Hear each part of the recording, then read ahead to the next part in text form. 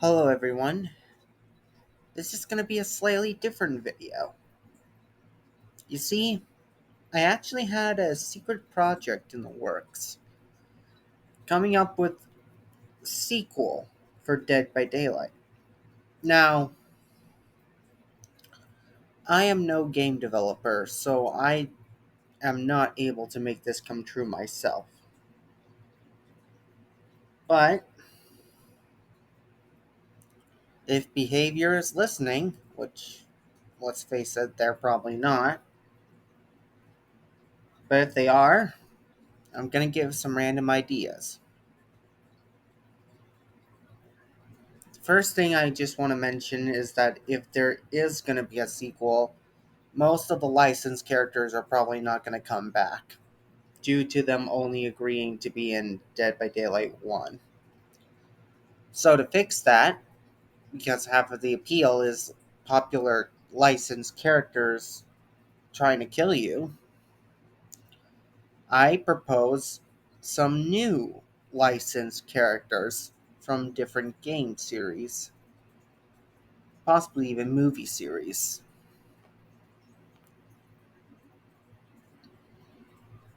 This will hopefully shed some light on some underappreciated series, as well as bringing in new content to the game. So, let's get started. So, the first potential franchise I want to pull from would be Spooky's Jump Scare Mansion. This game deserves a lot more love than it actually gets. But the question is, what things should carry over from this game into the Dead by Daylight universe? For map, it's easy, the mansion itself. Come on. For survivor, that one's a little trickier because we never see the survivor. We never hear him talk. We don't even know if he is a he. This thing is just an audience stand-in character. As for what specimen, so this may be one of the cases where the chapter is going to release without a survivor, which that's fine, because that means we can skip right to the killer. The only question is, which specimen would make the best killer? This was actually a really tough one because some specimens just do not fit the bill, while others fit the bill so perfectly that I just can't choose between them. So I have come up with a compromise, an amalgam character, taking the form of the Taker, the final boss of the game.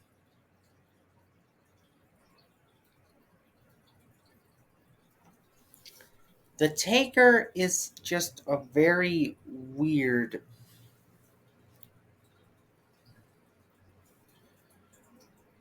thing, but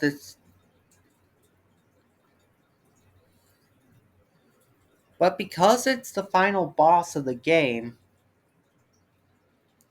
I think it's safe to say that it has prime candidacy for being our main character. The Taker could be able to summon other specimens like Subject 5, Ben the Merchant, and of course, the cardboard cutouts. Because it's the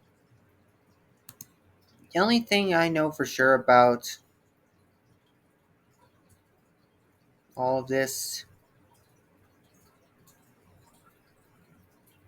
The specimens are all prime candidates. I just chose the Taker to be the main one.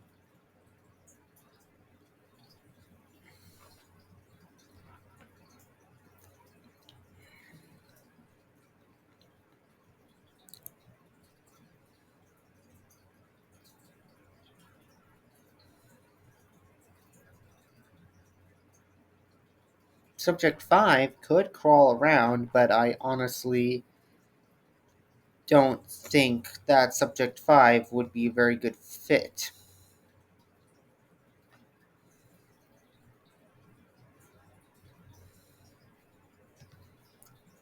Ben the Merchant may be a really good fit, though. Adding this dynamic where you have to keep your eyes on the killer at all times. And then there are the cardboard cutouts, which can block them. Okay, I think we've seen enough. Let's just pause the video right here. We have seen enough of this. So yeah, I think an amalgam character starring the Taker would be a very good idea. Up next, we have Five Nights at Freddy's. Except it's not exactly the way you might expect it to be. You see, a lot of people are expecting me to say Michael Afton, Springtrap, and Fazbear's Frights.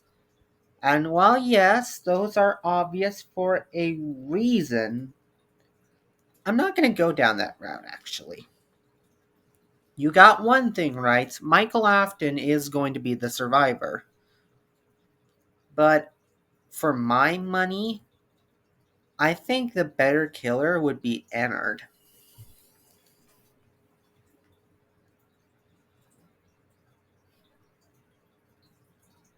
Mainly because there's a lot more potential with Ennard.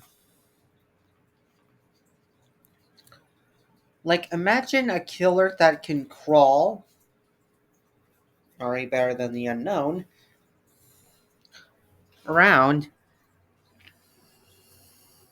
gathering parts for himself to get stronger.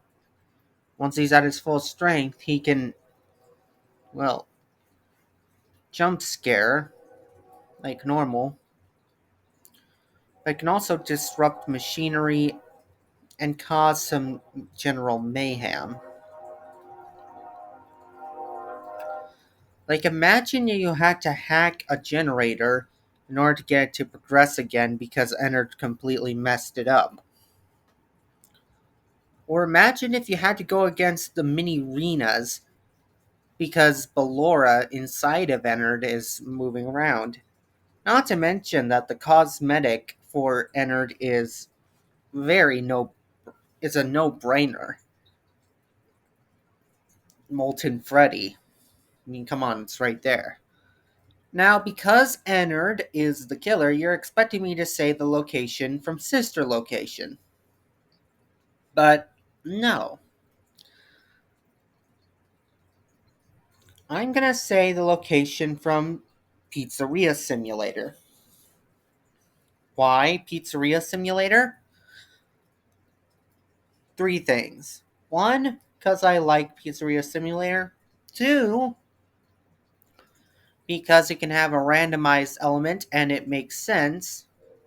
And three, the vents. Could you imagine crawling through the vents as either survivor or killer, not knowing exactly what's going to happen? And then when it does happen, oh man, it's going to be terrifying. Basically, yeah. The vents complete. I correct me if I'm wrong, but I think it would be the only map in the entire game that would actually have vents. And if you wanted to give people a creep factor, there it is right there. Now for my final pick, which is going to be completely out there. Final one for this video is a Dead by Daylight Stephen King chapter.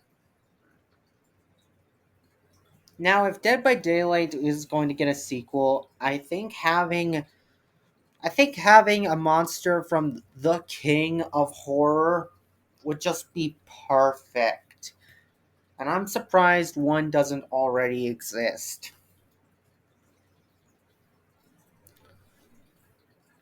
For map, I would say the Overlook Hotel from The Shining.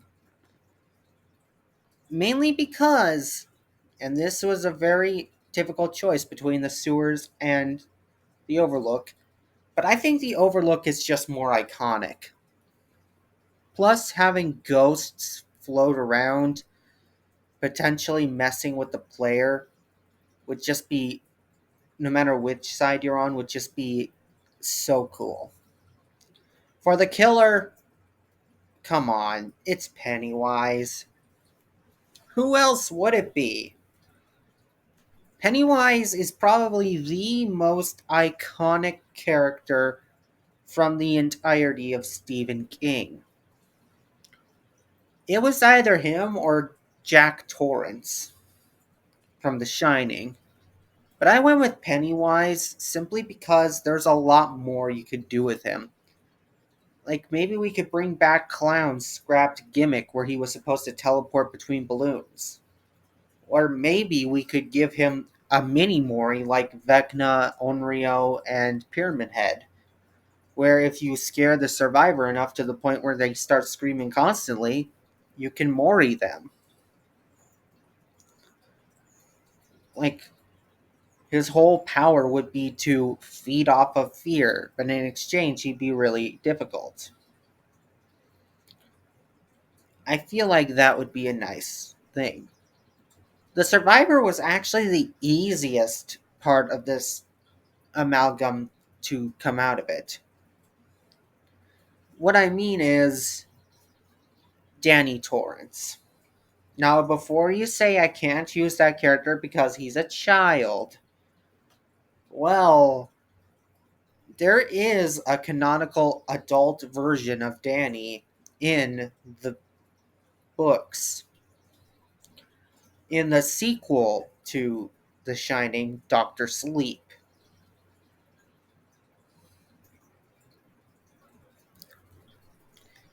So, yeah, these are three whole chapters that I would like to see if Dead by Daylight ever got a sequel. And even if it didn't, I would still like to see these chapters anyway. Do you have any idea on how they should be implemented? Please let me know in the comments below. And also, please let me know if you would like me to share how I would put them in. I gave them just a really basic idea and didn't really give any of them my time, just saying how and why I would want them. So if you want me to go into more detail on how I would implement them, then please let me know. So until then, I've been the Gamer Nerd, and thank you for watching. I don't have anything funny to say this time.